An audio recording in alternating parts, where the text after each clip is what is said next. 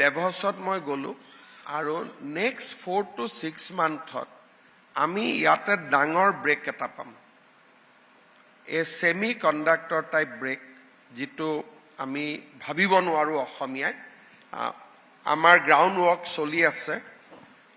probably we will see a much bigger industry than semiconductor semiconductor ইয়াতকৈ ডাঙৰ আমি ডাঙৰ ব্ৰেক এটা পাম মানুহবিলাকে তেওঁলোক পাব্লিচিটি কৰি নাহে জাপান বা আমেৰিকাৰ মানুহবিলাক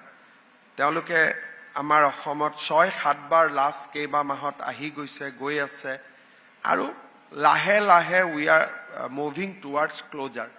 তেওঁলোকে ইলেকশ্যনৰ কাৰণে ৰখি আছে বিকজ কোনেও আনসাৰ্টেনিটিত সহি কৰিব নোখোজে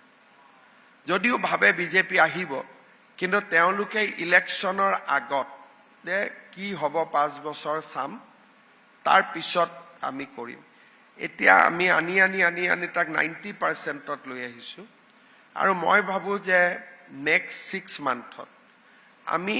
সেমি কণ্ডাক্টৰতকৈ ডাঙৰ ইণ্ডাষ্ট্ৰি আমি ব্ৰেক কৰিব পাৰিম